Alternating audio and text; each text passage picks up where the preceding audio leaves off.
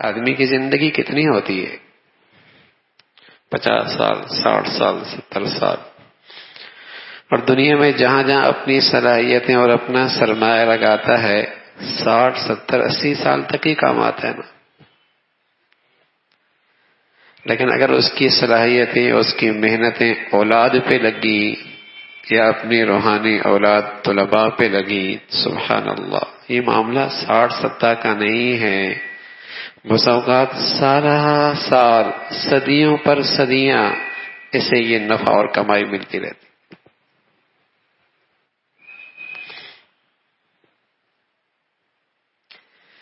تو انبیاء علیہ الصلوۃ والسلام تو سب سے زیادہ بصیرت رکھنے والے ہیں. ان سے بہتر کون جانتا ہے کہ دنیا میں سب سے بڑی دولت کیا ہے؟ کس پر محنت لگے تو ٹھکانے لگ جائے. کون سی چیز کل کی زندگی میں سب سے زیادہ نفع بخش ہے؟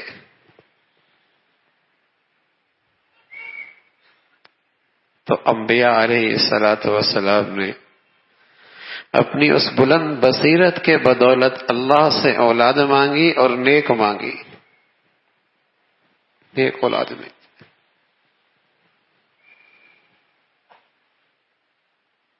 دنیا میں کلیجوں کی ٹھنڈک، دلوں کا سکون، گھروں کی برکت اور آخرت کا بہت بڑا صدقہ جاریہ.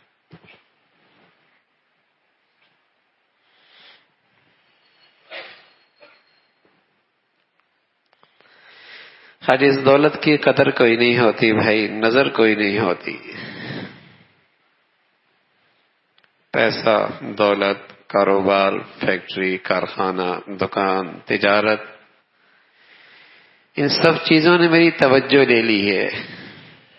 ان سب چیزوں نے میری توجہ لے لی ہے، میرا وقت لے لیا ہے، میری صلاحیتیں لے لی ہیں. اور ایک بہت بڑی دولت جو میرے گھر میں اولاد کی شکل میں، وہ میری توجہ سے محروم ہے.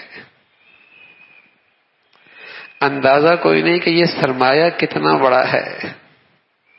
دکان نے، تجارت نے، صنعت نے، فیکٹری نے، کارخانے نے، ملازمت نے، دولت کے کمائی نے آج میری پوری توجہ لے لی ہے. یہ بڑھیا ہو جائے، شاندار ہو جائے اور آگے بڑھ جائے اور اس سے آگے نکل جائیں. ارے میاں، یہ سارے نقشے کب تک تمہیں کام آئیں گے؟ اور جو تمہیں اللہ نے اولاد کی شکل میں ایک عظیم دولت دی ہے، کاش کہ اس پہ توجہ دیتے، اس پہ سرمایہ کاری کرتے، اپنی صلاحیتوں کی، اپنی محنتوں کی، اپنے وسائل کی، اسے قیمتی بناتے. تم چلی بھی جاتے، یہ تمہیں نیکیوں کی شکل میں کرنسی دیتے رہتے.